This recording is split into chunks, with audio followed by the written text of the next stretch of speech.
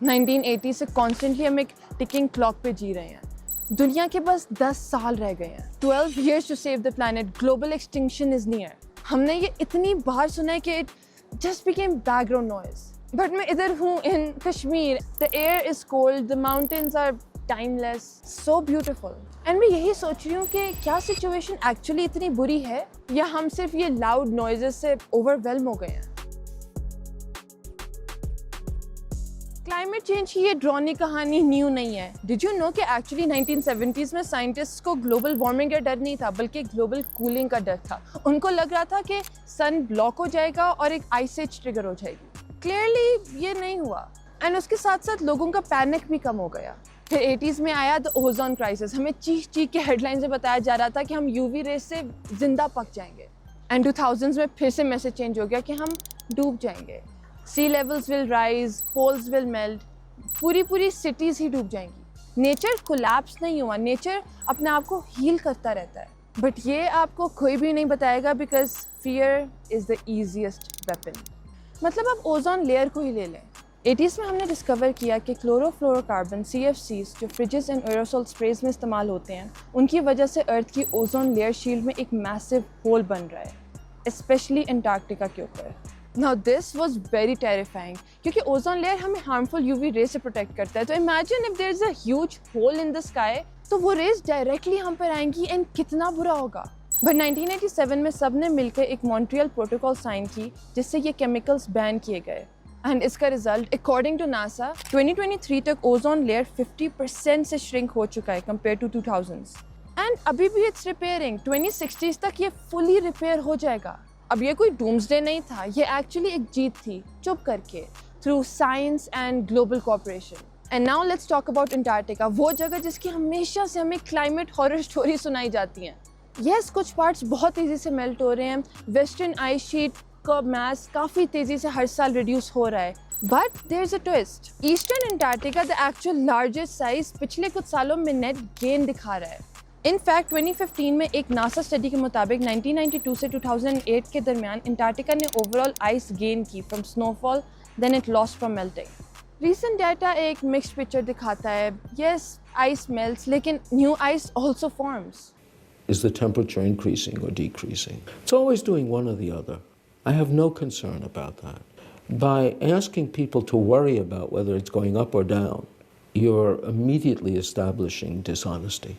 The earth is always changing. Climate change is nothing you have to prove. It always is happening. It always has happened. So to make that into something alarming seems to me a little bit weird. जब दुनिया shut down हुई इन 2020 तो nature ने pause नहीं लिया but immediately अपने आप को बेहतर करना शुरू हो गई थी। इट वाज सो इनक्रेडिबल कि pollution drop dramatically. Delhi and Milan के पास NO2 levels fell by 60%। Himalayas 200 kilometre दूर से नजर आना शुरू हो गए थे एंड पाकिस्तान में कराची की हवा क्लियर्ड, लाहौर में स्टार्स नजर आने लग गए थे। Globally CO2 levels dropped by 7% and ये शार्पेस्ट डिक्लाइन था since world war 2। In Venice Italy canals ran clear. पूरी दुनिया में वाइल्ड एनिमल्स वापस आ गए थे, डियर, डॉल्फिन, इवन लेपर्ड्स। ये प्रूफ था कि नेचर को सिर्फ थोड़ी सी खामोशी, थोड़ी सी स्पेस, थोड़ा सा टाइम चाहिए to recover. But the question is ये सब करता कौन है? सच काफ़ी कड़वा है। दुनिया में 10 कंट्रीज 2/3 ऑफ ग्लोबल इमिशंस की वजह है। Yes, 10 countries out of 195। That's only 5%।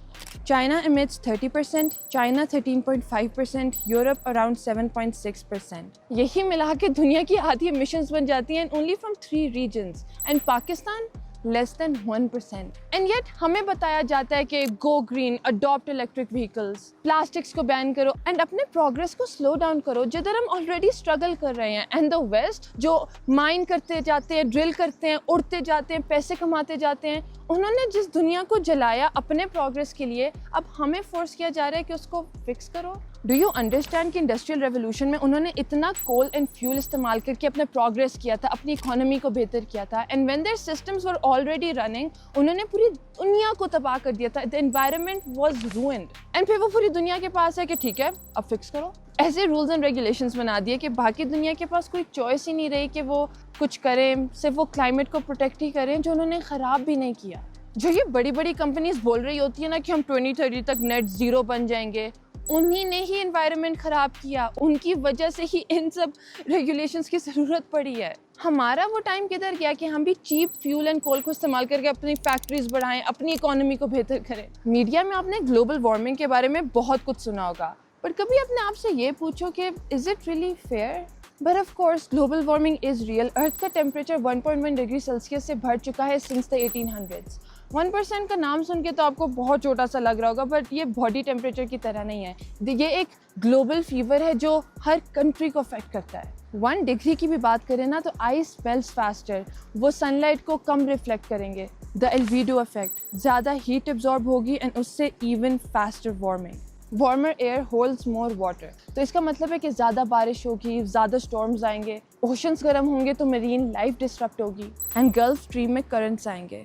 सिर्फ 1 डिग्री राइज से कैटेगरी 4 एंड 5 हरिकेन ज़्यादा होंगे। 100 ईयर फ्लड्स अब हर 5 से 10 साल में होना शुरू हो गए हैं एंड क्रॉप्स डिस्ट्रॉय हो रही हैं because of heat waves and droughts. एक चीज़ से दूसरी चीज़ होती है एंड सिर्फ 1 डिग्री की वजह से sea levels all over the world 23 centimetre से राइज हो चुके हैं since 1880s and 1.2 million people died between 2000 and 2019 due to climate related disease. तो इमेजिन कि 2 डिग्रीज का भी फर्क आया तो कितनी तबाही होगी। एंड सिर्फ नंबर की बात नहीं है, स्पीड की भी बात है। अर्थ का क्लाइमेट हमेशा से चेंज हो रहा है, but over thousands of years, decades नहीं। पिछली आइस एज में अर्थ का टेम्परेचर से 4 डिग्री से कम हुआ था ओवर 5000 ईयर्स। हमारे पिछले 150 साल में 1.1 डिग्रीज का फ़र्क आ गया है एंड उसका मैक्सिमम पिछले कोई 50 साल में ही हुआ है। बट ये सब आपको ऑलरेडी पता था, मुझे आपको बताने की ज़रूरत नहीं है। पर जो बात आपको शायद नहीं पता होगी कि नेचर एक विक्टिम नहीं है बट एक फाइटर भी है। फॉरेस्ट्स अडेप्ट करते हैं, tree lines move upward, species migrate, corals destroy होती हैं यस, लेकिन बहुत सारी रीफ्स रीग्रो भी करती हैं जैसे ही ओशन टेम्परेचर स्टेबलाइज होता है। रिवर्स अपना कोर्स चेंज करते हैं, एनिमल्स पैटर्न चेंज करते हैं। हमारा ये बिग ब्यूटीफुल अर्थ हमारे से बहुत बहुत पुराना है, इसने बहुत कुछ सर्वाइव किया है। Ice edges, volcanic winters and mass extinctions. And हमें लग रहा है कि हम इंसान इसको तबाह कर सकते हैं। इस प्लैनेट ने अपने आप को बहुत बार रीसेट किया है एंड एवरी सिंगल टाइम ये एक न्यू फॉर्म में आता है। The earth is not fragile, it's resilient, it's alive. पर हम क्या कर सकते हैं? पैनिक करके कुछ भी नहीं मिलेगा। ये जो स्टोरी मीडिया ने आपको रटवा दी है ना कि सारी आइस मेल्ट हो गई है, सारा पानी ख़त्म हो गया है, आपका मुल्क अगले साल या तो जल जाएगा या अंडर वाटर हो जाएगा।